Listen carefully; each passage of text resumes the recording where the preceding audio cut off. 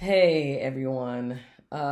So I know that it's been a really difficult time getting online to the Google Meet links that I sent. I will never use them again. If we ever have to have an online class, I'm gonna use Microsoft Teams. Um, but I understand that the reason why people weren't able to join was because of technical problems. So for this time only, I'm going to, for one night only, I'm going to record the lecture that I was going to give today. So it won't be interactive, obviously, but you can watch the lecture and then be prepared to discuss it in class on Thursday. Okay. So today's discussion is about chapter three in the reading that we did a couple of weeks ago for chapter three, where we're talking about primarily different methods of teaching. And so let's think about why that would be important, right? I'll give you, obviously a couple of moments to think about it now. I mean, you can't respond to me now, but just take a couple of moments while I'm speaking to think about why it's important for there to be uh, different methods of teaching, and particularly thinking about your particular grade level, right? So, again, have in mind what grade level you're going to be teaching. Um, and so, if you were saying something like, or if you're thinking something like, well, it's important to have different methods of teaching because you will have a different collective of students, hour by hour, and not every student learns the same way. And so you have to understand and incorporate various methods of teaching, what we like to call pedagogy, into your bag of tricks, the same way you would those of you who are actors who learn different approaches to the technique, to the craft. Um, because what works for one may not work for the other. And speaking as a professor and somebody who's been teaching since 2011, um, I can tell you that that is 1,000% true. And if you remember, one of my previous discussions, class lectures, was when I told you that I'm a excuse me, a tactile learner, right? And so understanding the way that I learn has helped me become a better professor, a better educator, because once you understand yourself, you can put yourself in the shoes of another. And if there's a student of yours that you recognize is not really engaged, you will be able to put yourself in that student's shoes and try to figure out, well, why is so and so not as interested? I know that theater isn't necessarily their thing, but how do I get it to be their thing for these 15 weeks that we're together, or whatever that is? And so it's your duty as the educator, as the teacher, to always reach your students. You can't just say, well, one didn't get it, so, you know, c'est la vie. That's French for, that's life, right? Which is basically like a bit of a kiss off, right? But you can't do that with your students. Your primary job is to educate and inform them. And if they are struggling, you have to figure out the best way to reach them. And sometimes they'll tell you. So having a really good um, standard of communication with your students is extremely important, because when they trust you, they will communicate with you. Now that I'm not saying that's true 100% of the time, but it's more true than it is false, if you take my meaning, right? So one of the main methods, and I'm gonna refer y'all to in the reading, pages 38 through um, 40, 3, right, has all of the different, styles of teaching. Because there are like a couple of different ones, I only focus on what I like to call the 3 main methods of teaching, which they're not necessarily the main ones. That's just something that I use to categorize them, right? Um, but we're only focusing on 3 methods, and that's the direct method, the lecture method, and the demonstration or role modeling method, right? And so the direct method is one that isn't always utilized. Well, let me take that back. When my mother was a child in the 50s, this was pretty much the dominant form of instruction.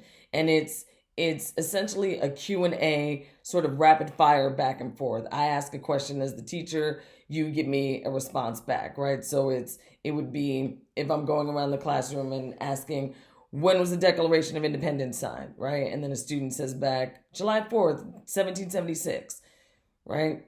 So I'm just asking the question and you're giving it back to me. The answer, there's always an answer to that question that I ask, right? What is 2 plus 2? Somebody says 4.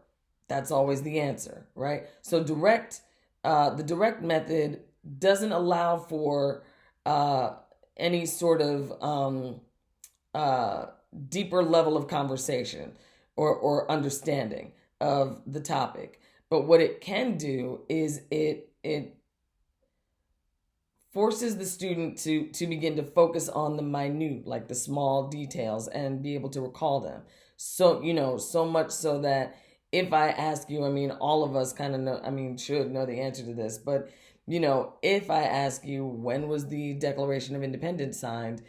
We've all been asked that question several times in, 1st through 5th grade, right? So it's ingrained in us, it's drilled in us as Americans and as people who went through the school system here, that's the date, right?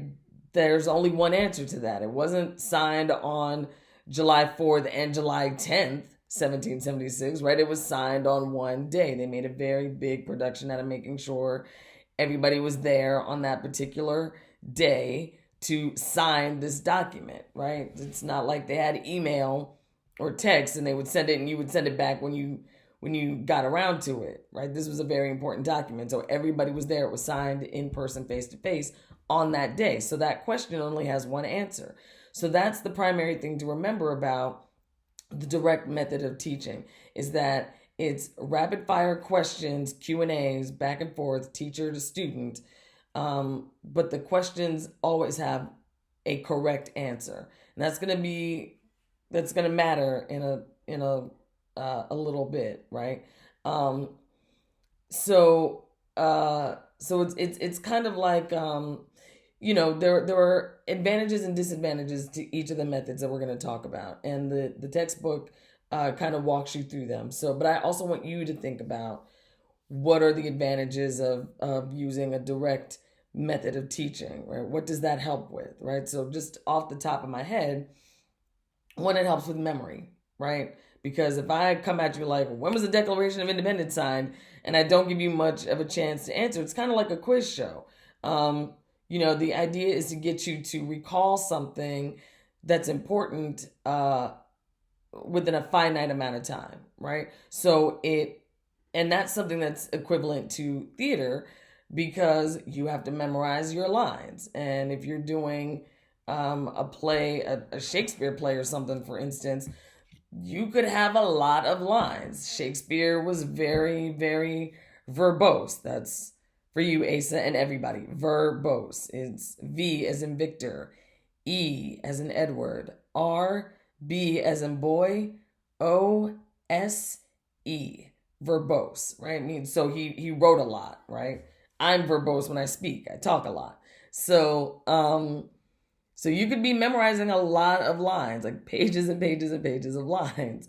And you've got to be able to recall them quickly. So a direct teaching method can be helpful in theater, because it may, it helps you recall things and will help you remember information. And that's something that is definitely useful in theater.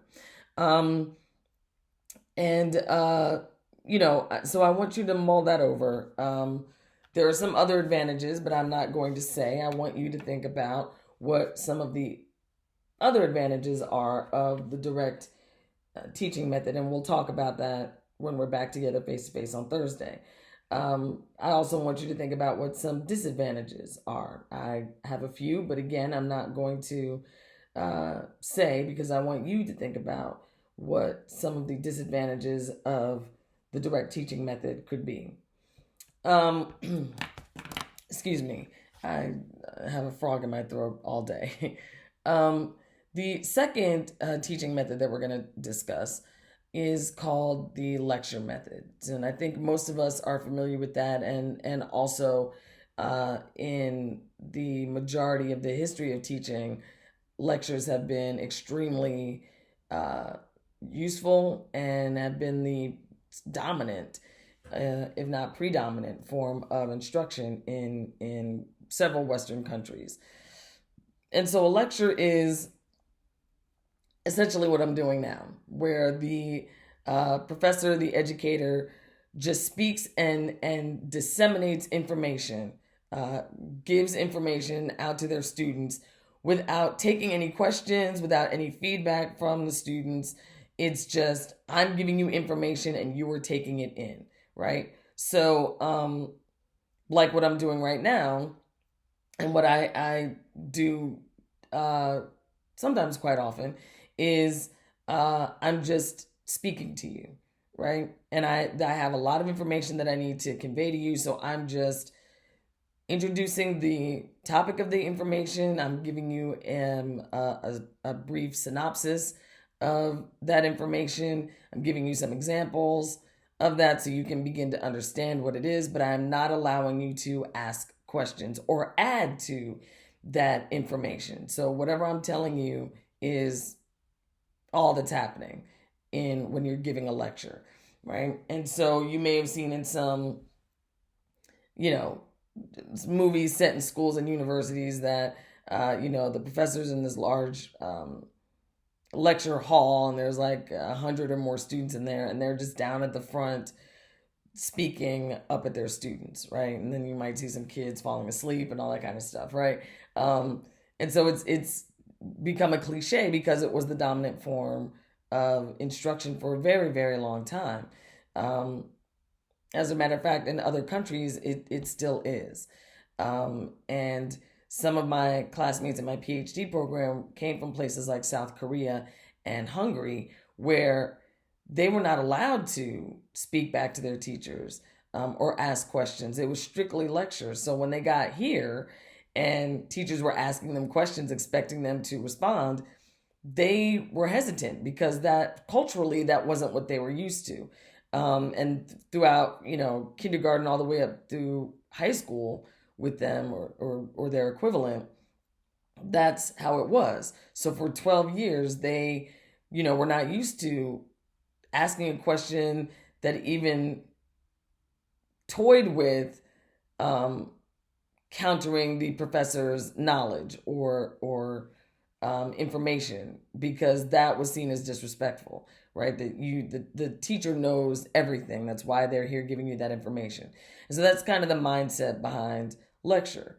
And so again, basically it's just the educator just speaking to the class and giving them information, not taking questions and not having any verbal or any kind of communicative interaction with their students.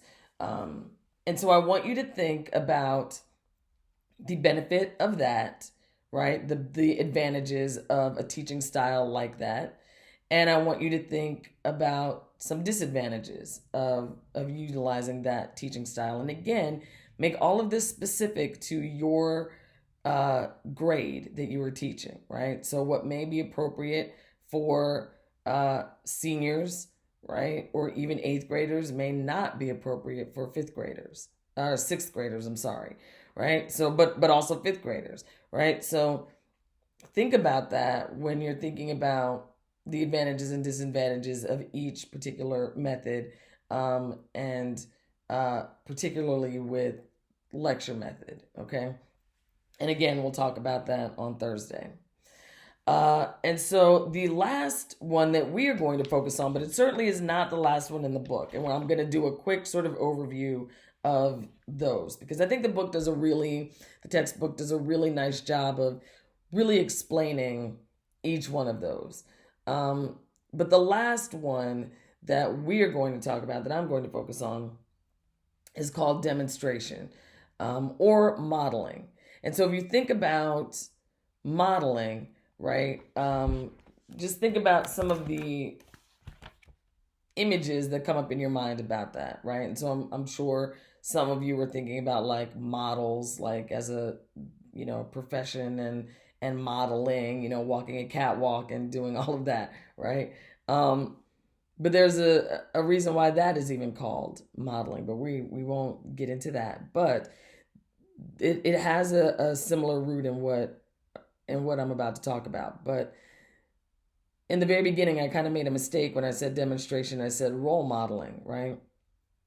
But think about what a role model is, right? When somebody is modeling a role, right? So actors, right? Think about this. Those of you who are actors, think about role in that sense, right? What is your role? What is your character? And if you are modeling yourself on a role or on a character, then essentially what you are doing is you are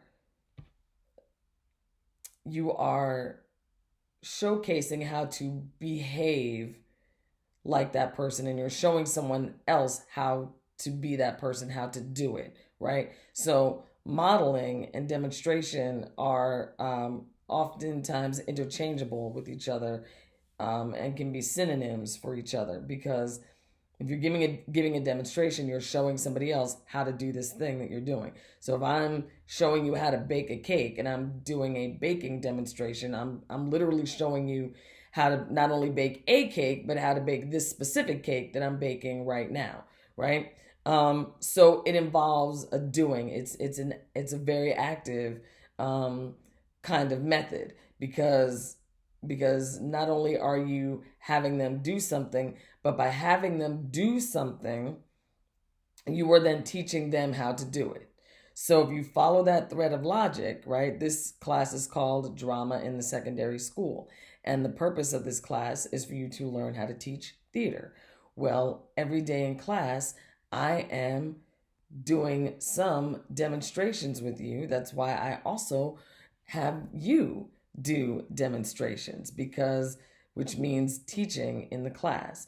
Because if you can do it, you can understand it, right? So that's a freebie I just gave you. That's one advantage of a demonstration lecture, right? But I want you to think about some other advantages of showing people how to do the thing that you were teaching them how to do, because that's essentially what the demonstration method is. So let's think about some advantages of that type of instruction and some disadvantages of that type of instruction. And again, we'll talk about this on Thursday. Now, the rest of the methods that the book discusses, and again, does a really good job of doing that. So if it's been a while, which, it's okay, go back and refresh your memory and read pages 35 to 52 again, because it really explains all of these different methods that I've just talked about. But just kind of adding the last several ones together, the book talks about teacher-led discussions and student-led, student-centered methods, right? So the teacher-led discussion is another method of teaching, right? And that's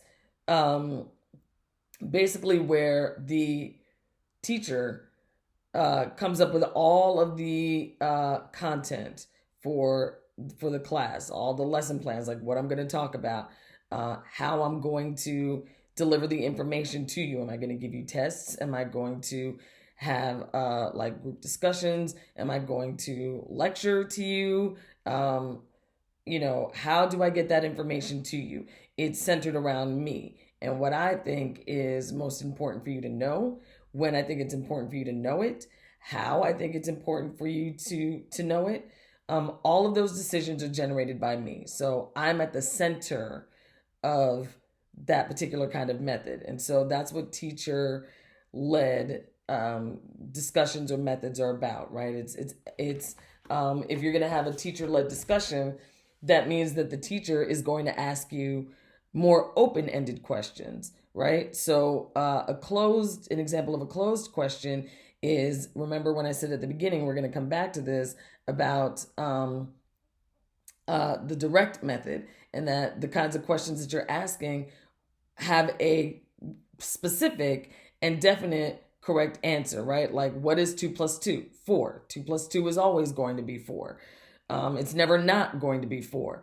But in theater, and I say this often to my theater students, 2 plus 2 can be purple in the theater world. And that's an acceptable answer.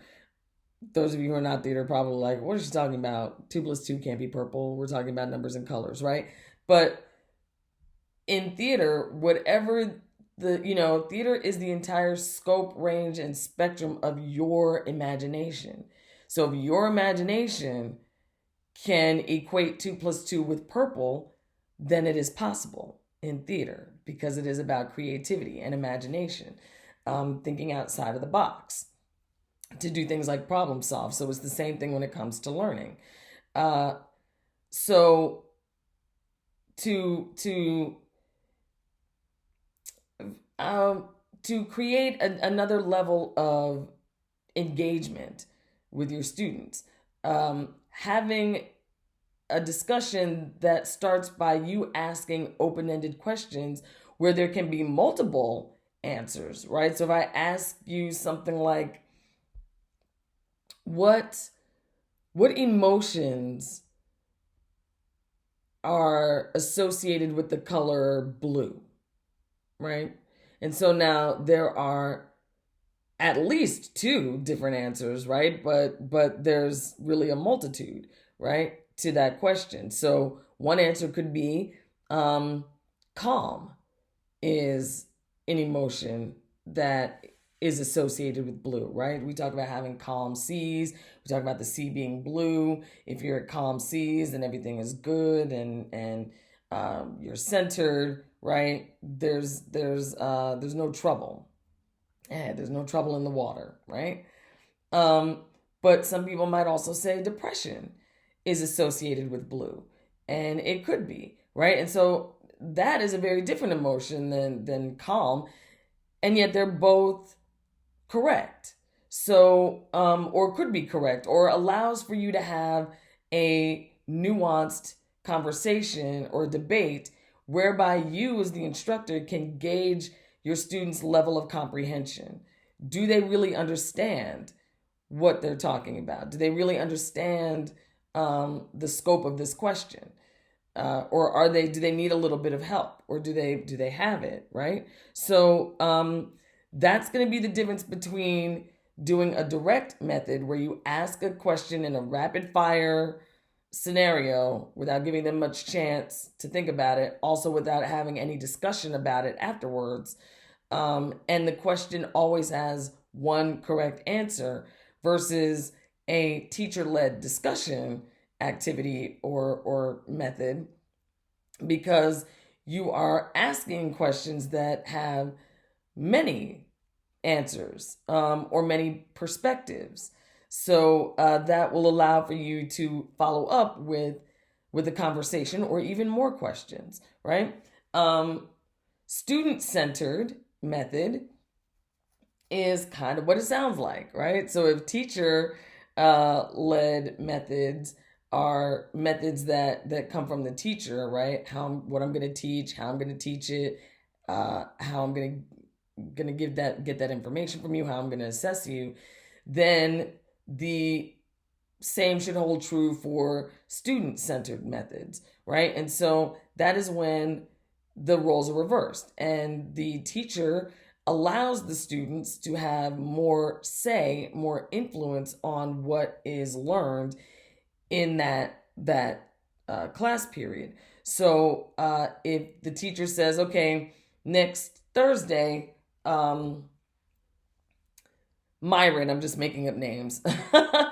Myron is going to talk to us about a topic of his choosing, right? Then Myron can have a conversation with the teacher and talk about what he's interested in, and the lesson for that day can be tailored around what Myron wants to talk about, right? So that's one way of doing a student-centered teaching method, right? But there are other methods in that, like student-led discussions. You can have your students get into little groups and talk about what they read, and then have each group present a question to the class, and the class talks about it. Or you can have a rotating discussion leader every class. On Monday it's Marcia, on Tuesday it's John, right? But on each person's day, they will lead the discussion for what was read, or whatever the lesson's going to be that day.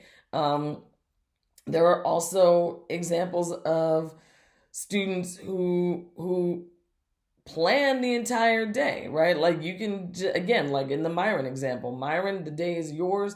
You teach us whatever you want to teach us from this day on, right? I mean, not from this day on, but for this day, right? And so, so anything that is generated by the students, with the students in mind, with the students who have a little bit more say in the creation of content for the class, is considered student centered methods, right? And so again, think about with all of these, right? So now we've talked about direct, we're doing a quick little recap here. We've talked about lecture, we've talked about demonstration or modeling methods, we've talked about teacher-led discussions as a method, and then we've talked about student-centered methods, which could include student-led discussions, right?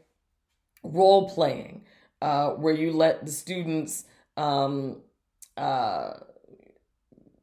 pretend to be a character from a play that you've read, right? So if you're teaching them Hamlet, right, and maybe one day they read a little bit of it out loud, and the next day maybe they actually reenact it, and you have one student decides that they're Hamlet and another decides they're Ophelia, and they read the parts that way, or they behave as though they were Hamlet or Ophelia for the rest of the day, right? Whatever it is that they're doing it as Hamlet, right? So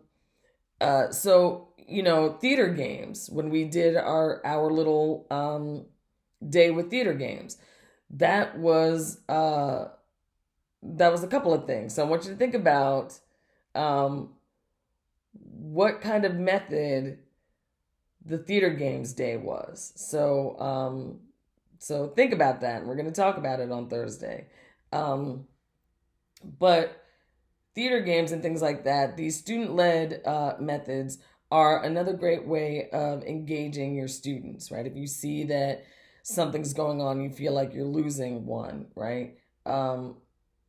This is, change up your methods, right? Maybe if you're doing lectures, maybe there's, even if it's just one kid isn't responding to that, maybe you make that kid the student discussion leader for the next class, or you have them, you play some theater games where they have to initiate the start of the game, right? Something like that, about how you can get that student actively engaged with what you're talking about, right? And how they get that information. So again, take another look through through chapter 3. And it is pages, it's in week 4, I believe, of our Canvas site. And so it's still up there. It's chapter 3, Plans Become Action, pages 35 to 35 to 52. And think about the advantages and the disadvantages of each method of teaching. The main three that I'm focusing on, right? Direct, lecture, and demonstration. And let's have a conversation about that in class on Thursday. And I know that there is a reading for tonight because I'm not on campus today. I will be back tomorrow. I will make copies of that and I will get it on Canvas for y'all by tomorrow as soon as possible, so that you have time to read that. But definitely be prepared with questions about and to have a discussion about these teaching methods, okay? And start to think about which one or ones you may be interested in using. And so that brings me to our midterm. So please go ahead and I hope everybody has seen the updated syllabus that I put on Canvas. It's in the first module. Our midterm, I moved it back to next week. So that means you're going to have to use this weekend to get things together. But it has been in the syllabus from the beginning. And so this is your time. Your midterm is your time to teach a class, right? So you have 20 minutes to do it. So you can either build your class instruction based off of the lesson plan that you've already prepared and submitted to me. If you're going to do that, make sure that you read my comments and address them. And if you have any questions about anything that I said in my comments to your lesson plans, and we can also discuss that on Thursday, or just send me an email or something, okay? You'll have 20 minutes, so make sure that if you're going to do a couple of activities, that you structure them accordingly within those 20 minutes. And I'm counting it from the time you walk in the room, okay? We're going to talk about this again on Thursday in public together. I don't know why I said it like that, but when we're back face to face. But just in case we don't get the time to do that, I do want to address it here. So I want you to dress as though you are the instructor for the day, whatever that looks like to you, but certainly no sweatpants or anything like that. And you will control the class from the moment you begin till I stop you. You will be timed. And I'm stopping you right at 20 minutes. So if your lesson is not over by the time that I stop you, that gives me some information about how you prepared. So you may want to use this weekend to rehearse your lesson more than once, get comfortable with it, know how you want to structure it, and bring all the instructional materials you are going to need. Okay, so if you are going to have them, let's say, make a hat or whatever, right? Or the beginnings of a hat, and you've got the pattern with you, bring that pattern with you, okay? If they're going to need scissors to cut something out, don't assume that 3 other college students are just going to be walking around with scissors like in their bags, right? So provide the scissors. Or have the patterns pre-cut, right? Whatever that is, but make sure you have enough for everybody in the class, including me, so that I can sort of follow along with whatever it is you're doing. If it's a game or something and you have to give them written instructions, make sure you print out instructions for me too, okay? But then within those 20 minutes, it is up to you to teach us all what it is you have come to teach. Be specific with the grade that you were teaching, 6th, 7th, or 8th, because I'll let you go up to 9th, because this is, it does say secondary school, but the book that we have covers grades 6 through 12. So I will allow ninth grade to be a grade that you can utilize, but that's the cutoff. Okay, 6 to 9. Okay. And so, if you have questions about that, we can obviously talk about that in class, or if you want to discuss that privately, that's fine too. Um, so, be prepared. Um, have reviewed this and gone over it a couple of times so that you know what you're saying and you don't get trapped. And it's okay for you to have written down some notes for yourself as well, okay? We provide ourselves with aids to teach with, right? And if that's notes on your lecture or you've written your lecture down, um, that's okay. All right. I think I froze, but hopefully you can still hear me at this point in the video. All right. I will see you all Thursday. There's no point in continuing this if I'm frozen. I will see you all Thursday, and thank you for your patience for today.